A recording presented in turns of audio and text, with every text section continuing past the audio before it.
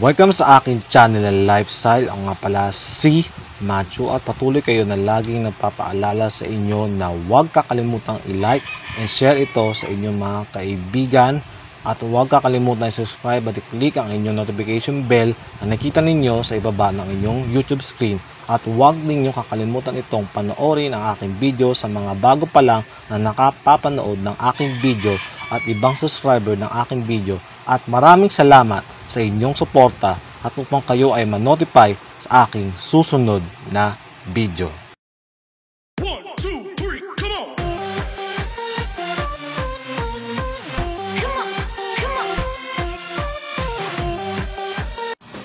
Ngayon ay pupunta tayo sa message upang i-enter ang PHPLDT server APN at punta tayo sa settings.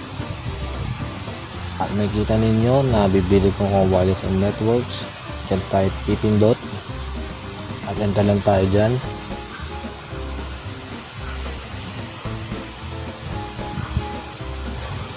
Ang pataas natin i-enter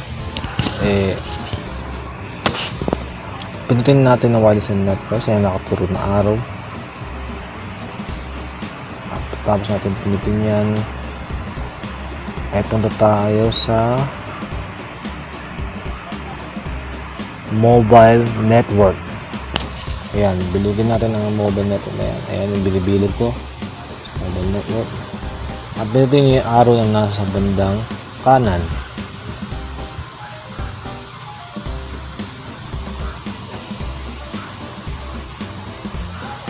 At panapin nyo yung arrow nasa kanan, punta kayo sa access point names, APNs. Ayan, bilugan natin yung access point names, APN. Punta kayo dyan sa pinaka SIM 1 nyo o default SIM, SIM 1 or SIM 2.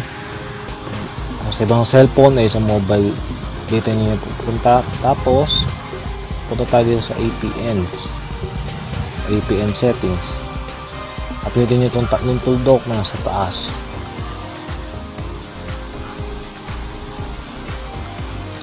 Panapindot nyo na yan.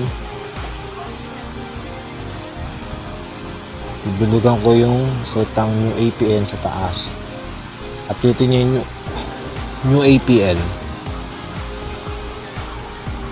Ayan, binilog ko new APN. Bilitin na natin.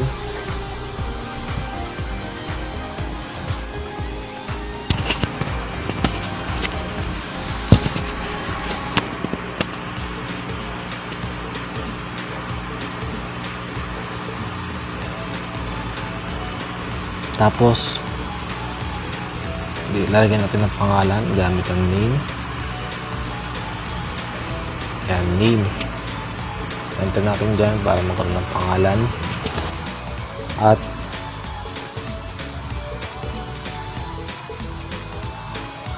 lagyan natin ng pangalan dyan.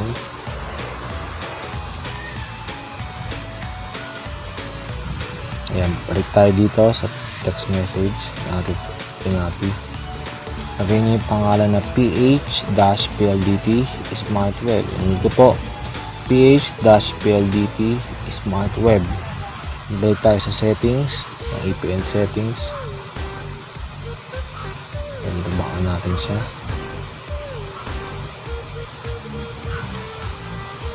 Ayan, balik tayo sa APN settings. Type natin ang PH. Ayan, bilugan muna natin pala. Ayan, PH dash,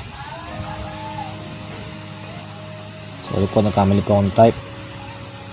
PH dash PLDT dash smart. Wait lang, tignan natin ulit, hindi po pa tayo sigurado. Tignan ko sa text message yung nakalagay. Yan, PH-PLDT Smart Web, PH-PLDT Smart Web. Ayan, balik tayo doon sa ating name. Ito yung space yung PH. Ayan.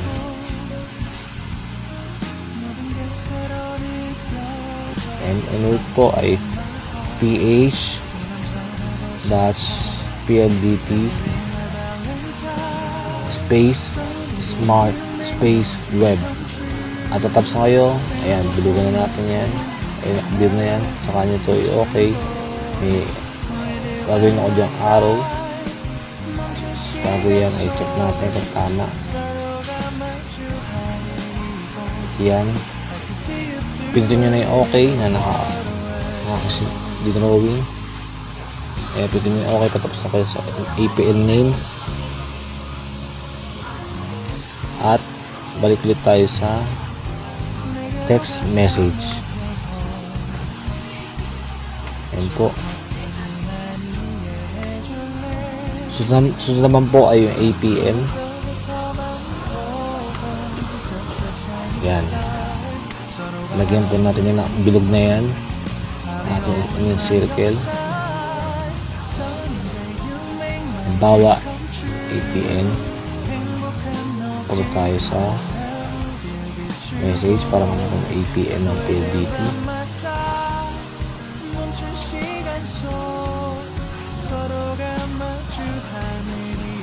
Yan. Ganyan natin mag-load ng message. APN.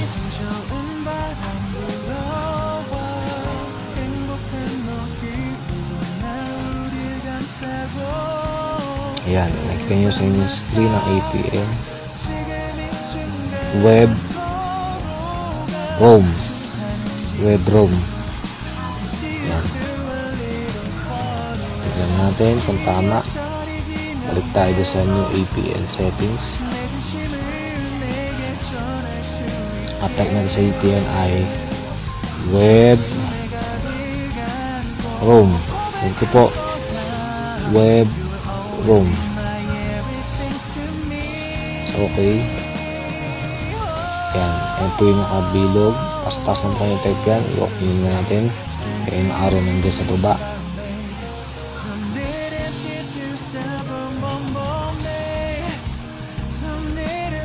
At tapos nyan ay username naman. Ayan, tama po yung web ROM. Ayan, chinek po natin kasi para malaman na tama yung pinagkopyahan. Web ROM.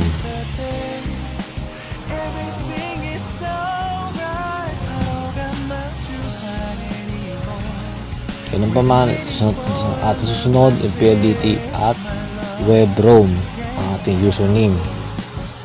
Username ay PLDT at web ROM.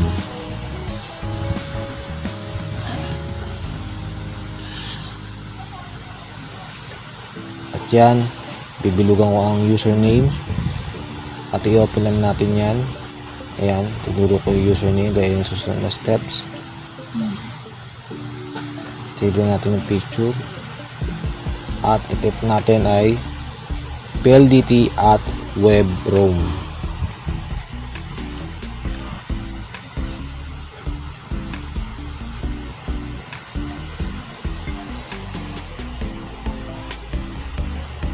Type natin PLDT at web ROM. Yan, tapos i-okay natin patapos na.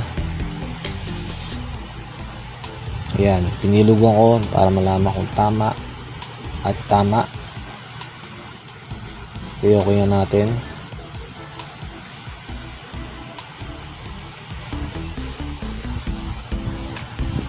Yan, turo ko sa inyo. Tapos na kayo, i-okay nyo na. Okay na natin. Button, okay button. Ano na, PLDT at web ROM.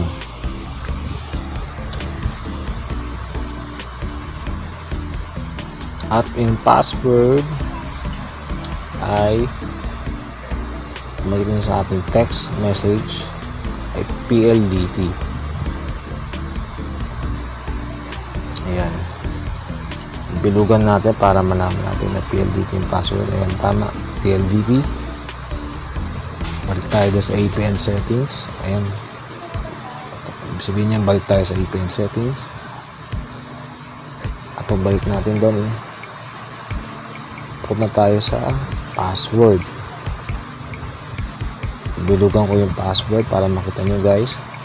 Saan na tayo? Check natin ulit. Ang password ay PLDT. Ayan. Atin natin yung drawing yan patungo sa arrow ng PLDT. Ayan. Password PLDT. Ayan. Hindi ko mukhang B. Kapag kasasyan na po aking sulat, balik tayo sa APN settings. Ayan. Sa new APN settings, type natin yung password as PLDT all caps. PLDT all caps, all capital. Ayan, type natin yung password as PLDT kahit small letters lang, okay na. Ayan, tas tama, small letters, tama po yan. At ituro ko lang po yung arrow para pag in-okay na po, pagtapos na po kayong ilagay yung password, ay okay natin. Ayan, kita nyo po yan, okay sa baba at okay na po siya na natin ito upang malaman kung tama. Ayan, okay na po. Okay na po na natin.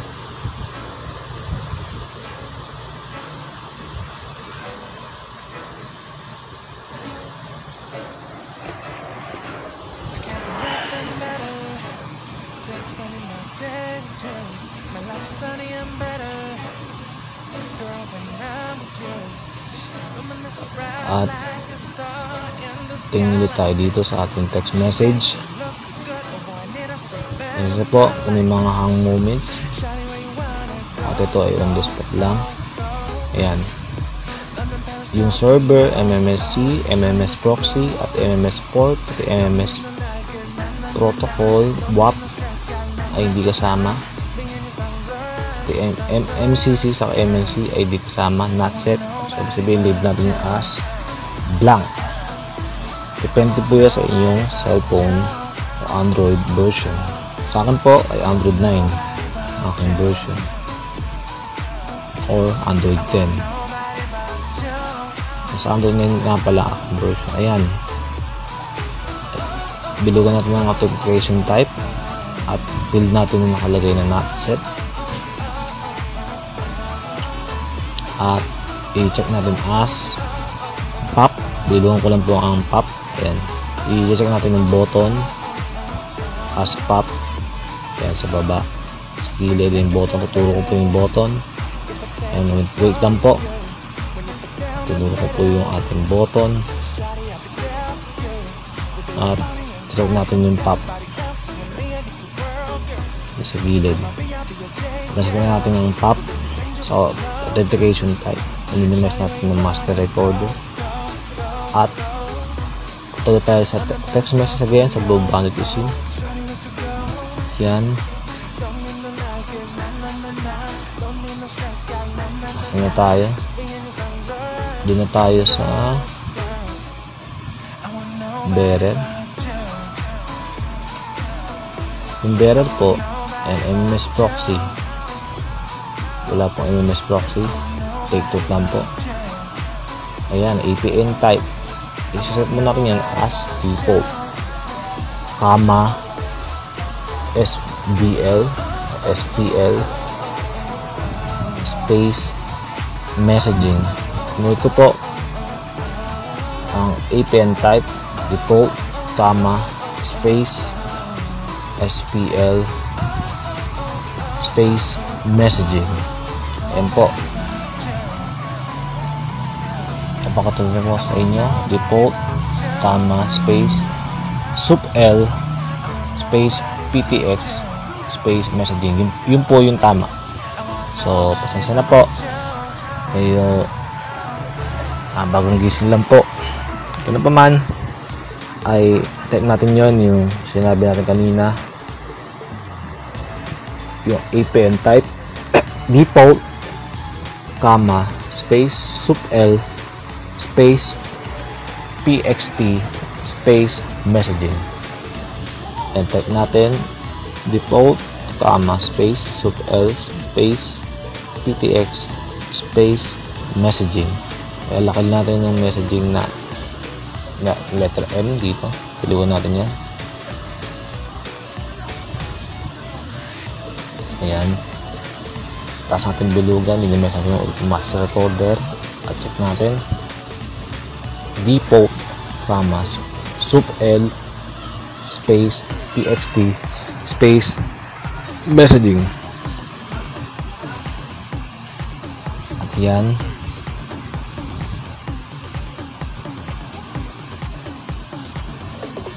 Balik ulit tayo sa new APN settings. Then default, subl, ptx, messaging. Malaki M po o maliit, wala pong problema.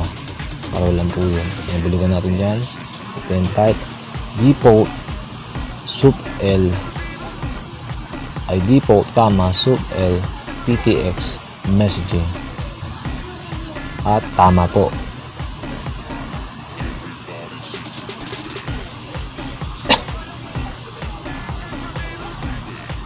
Ngayon, pipindutin natin yung nakaturo ng arrow, OK button, at okay na po yan. Doon ba tayo susunod? Ang ating APN protocol, IPv4. Ang APN roaming protocol ay din IPv4. At ayan, user ko na po yan. So, pagpasensya na po yung ating sulat. Andun na IPv4 po ang ibig sabihin niya. APN protocol, APN roaming protocol ay parehong IPv4. Hindi natin po yan babaguhin. Balik tayo sa ating text messaging. Tapos po kayong mag-edit at dito po check po na natin. Kasing bearer po, ayan, nakalagay po bearer unspecified para dahil hindi po siya LTE connection. Although PLDT siya, pero ang PLDT po hindi LTE connection, so unspecified po. At ayan, bilog mo po yan para makita nyo na unspecified. Ibig sabihin ay hindi po siya LTE, hindi rin po siya broadband, kundi unspecified. O ibig sabihin, dahil ang PLDT ay isang router, ay hindi natin kailangan lagyan ng LTE. Pero kung SIM card to ng 4G, 5G, pwede natin lagay na LTE. Ganun pa man, check natin yung bearer.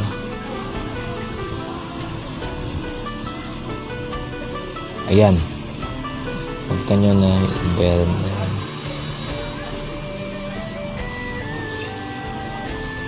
Ayan, bearer po, take note, ang bearer po natin ay unspecified para mabilis ang connection. Ayan, tama po, bearer unspecified. At ayan, then click ang save, then click save. Patapos na po kayo sa APN ng PLDT, click save. Save na natin siya. Ayan po, save na natin siya. Ayan, tuturo ko po yung arrow na save button na meron check. Ayan, save na natin. Ito nyo, sisulat ko po save. Ayan, picture natin siya ulit at save. Tapos ang mangyayari po dyan, ayan, nandiyan na po yung PHPLDT Smart Web. Pindutin nyo po yung button na nasa kaliwa para mag-restart ng connection. Ayan po, napindot na po. At ngayon na po ay mag-restart na po ang connection. Ang inyong signal, mag-restart ang inyong signal. Ayan, matay nakapindot na siya. Ito natin ulit. Ayan, nag-restart na po ang signal, already restarted. Ay tinuro ko po yung paano mag-start yung signal. Ayan. Yung signal ay mag-restart. Ayan, mag-restart. Kasi ito po sa aking sulat at medyo hindi ganun nais. Ganda ka. Hindi maganda ang aking sulat.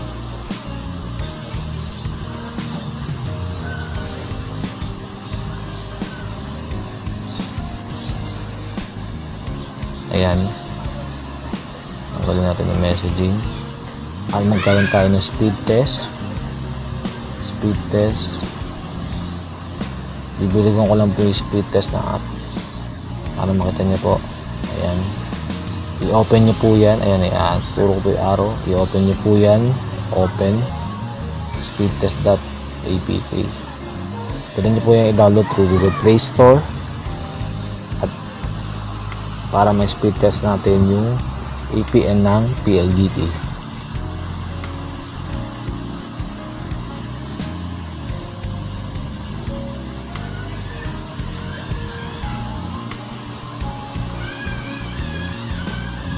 Ayan. Saan natin bilugan ang Go. Ay nakita natin ang server natin ay Globe Telecom. Pero ang gamit natin APN ay PH-PLDT Smart Web. Take note, ang pangalan po niya PH-PLDT Smart Web. Yung dash po ay may dalawang space ang magkabilang gilid, kaliwat kanan. Ganun po paano siya i-type. Ayan. Ang bilis. Makita natin napakabilis. Oh, inaabot po siya ng 12.38. Ang tama po ako sa aking binasa. Ayan, naging 8.31. Naging 8.75, 9.45. Tumataas siya, 11.26 at 11.59. Ayan, 11.6. So, kanyang download Mbps. Tingnan natin upload speed. Mas maganda po kung i-check mo po siya o i-speed test mo sa umaga. At maaari nyo pong i-restart yung phone para maglinis yung phone para bumilis ang ating internet. Ang upload speed po ay 0.24. Not bad po. So yan, 0.24, not bad. Diba? Mataas po yung download speed. Yung upload speed ay 0.24.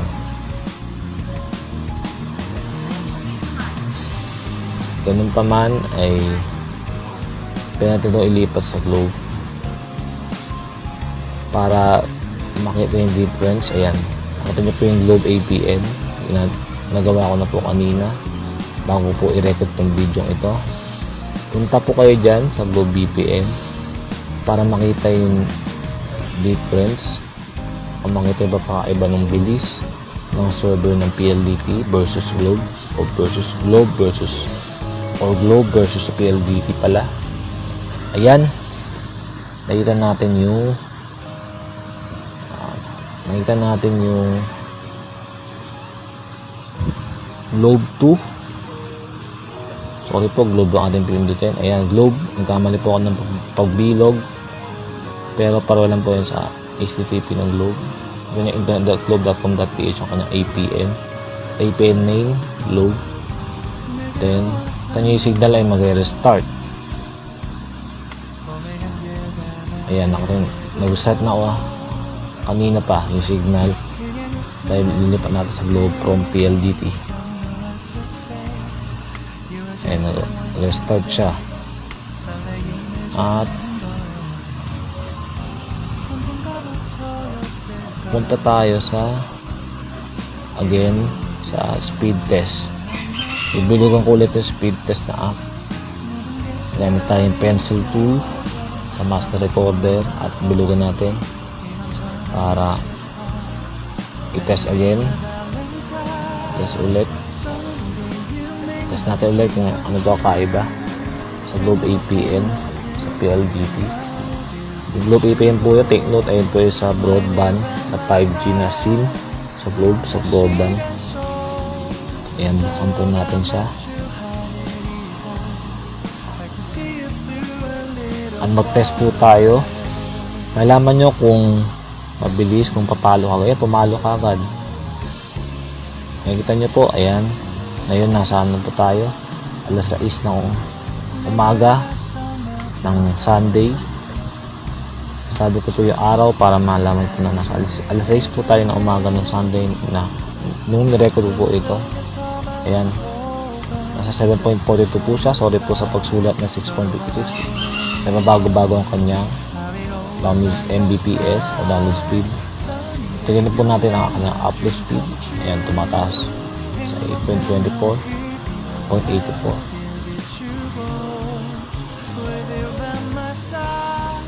Ayan, ang kanyang upload speed ay 0.80. Upload speed ay nasa 0.80. Ayan, not-bad po yan. Okay po yan. Maganda po yung kanyang resulta. Although sa globe po yan na APN. Ngayon, ay sasara natin ng speed test pati yung master recorder. Ando tayo sa APN ng PH-PLDT Smart Web. Babalik na po sa APN ng PH-PLDT Smart Web. Dito natin yung pencil tool. Ayan, turo ko po yung button para pindutin yung PH-PLDT Smart Web. So, nagkita po baka Smart Web nakalagay dahil partner po ng PLDT ang Smart. Kaya hindi na po kayo magtatak kung bakit ang Smart ay bilis dahil partner po siya ng PLDT. Punta po kayo sa button na yun na nakaturo yung arrow. PH-PLDT Smart Web. Ayan. At punta po tayo dyan. Ayun, mag-reset po yung signal. Mga ilang minuto lang o ilang segundo lang mag-reset yung signal. Ayan, mag-reset na po ang signal. Signal restarted. Signal restarted. Ayan, mag-reset na po yung signal kanina pa.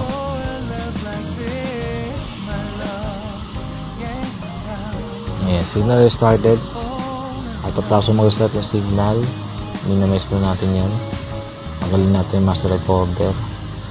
At punta ulit tayo sa speed test na .apk. Speed test na app. Ayan, buksan nyo po yan. Test natin ulit.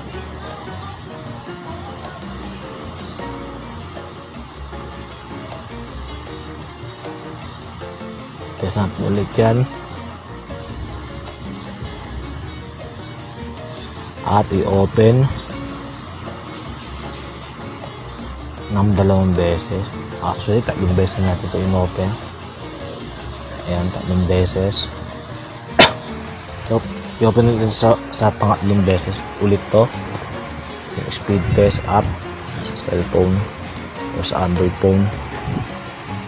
At ang server ay ayan, continuing go patapos na mag-load and find yung server.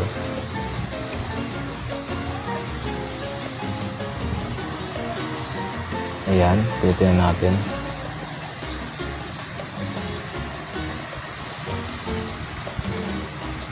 Ayan, nagpilitin nyo mamaya yung download speed yung nasa kaliwang arrow. Tapos nasa kanang arrow yung upload speed.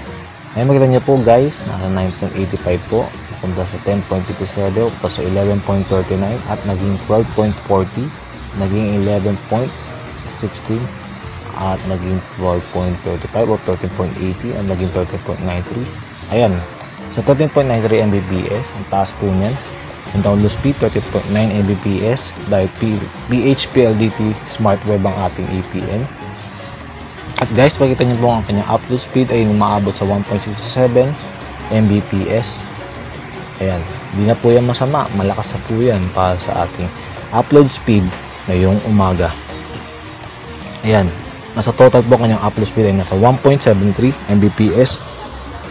At din mo kanyang upload speed ay napakataas. Wow po guys, napakabilis ng internet natin gamit ang APN ng PLDT. Take note po, pwede po yan sa lahat ng SIM card, Smart, Sun, Token Text, Globe, TM at Cherry mobile SIM. At kahit hindi ka Smart o kahit Globe and TM sa SIM card mo, basta PLDT ang gamit mong APN, Pwede po yan sa lahat ng SIM card, kaya wala po siyang exception. Tingnan po natin ang download speed ay nasa 13.93 Mbps at ang upload speed ay nasa 1.73 Mbps. Kaya 1.73 Mbps.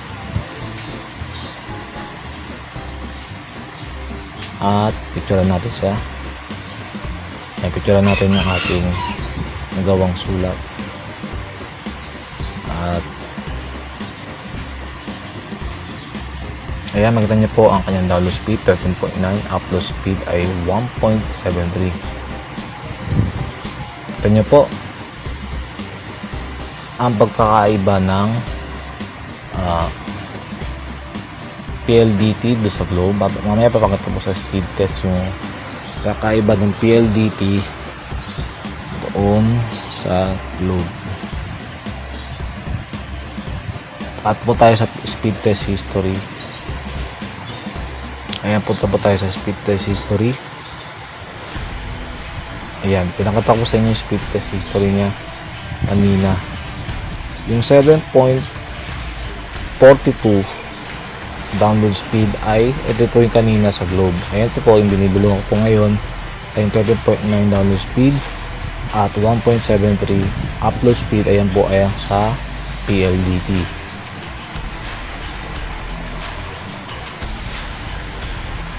Ayan po yung sa PLDT result, yung 13.9 download speed at 1.73 upload speed. So, makikita ko yung binibilugan ko po yung sa Globe ay nasa 7.42 Mbps download speed at 0.80 Mbps upload speed. Ayan po yung resulta sa Globe result o sa resulta po ng Globe na speed test natin, Globe APN na ginagamit sa router. Kaya minimize po natin ang master recorder pati yung speed test. Ayan, kasi sa po kami nag-alarm, close po natin yung alarm. At katapos po niyan, dahil nagbago po kayo na server from Globe to PLDT APN, ay tapos po niyan ay pwede niyo po siyang i-restart ang inyong phone para matana yung phone sa bago niyang APN. Pa-refresh po siya at the same time. Pero tandaan niyo po, take note lang po, isang beses na po siya i-restart upang hindi mag-hang yung phone nyo, hindi mag-slow down ang inyong phone. At maaari po, malinis po ang inyong phone, wala pong virus, upang mabilis ang internet APN settings po ninyo, gaya na pinakita ko po ngayon. Ito po, kung kayo po maniwala, magbigay po ko ng link sa ibaba ng ating description, yung link ng PLDT APN. Bibigay ko po sa inyo link na yan sa baba ng inyong description. At kaya kung sinabi ko, i-restart ko po ang phone, pero ngayon dito muna i-restart, saka na po siya i-restart at taas ng recording po ito. At yan, makikita nyo po na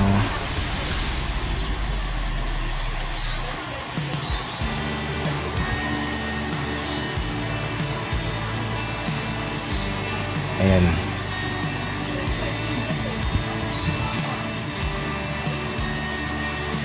Ganun pa man, pasensya po, medyo naghahang dahil umaga. Ganun pa man ay maraming salamat sa pag-subscribe sa aking channel. Maraming salamat sa panonood niyo sa inyong panahon na pinanood niyo po ang aking video. At patuloy po kayong mag-like and share sa aking video. O huwag niyo kalimutan itong mag-comment sa baba ng inyong YouTube page. Patuloy nyo i-like and share sa inyong mga kaibigan at para ma-notify kayo sa aking mga susunod na video. Paalam!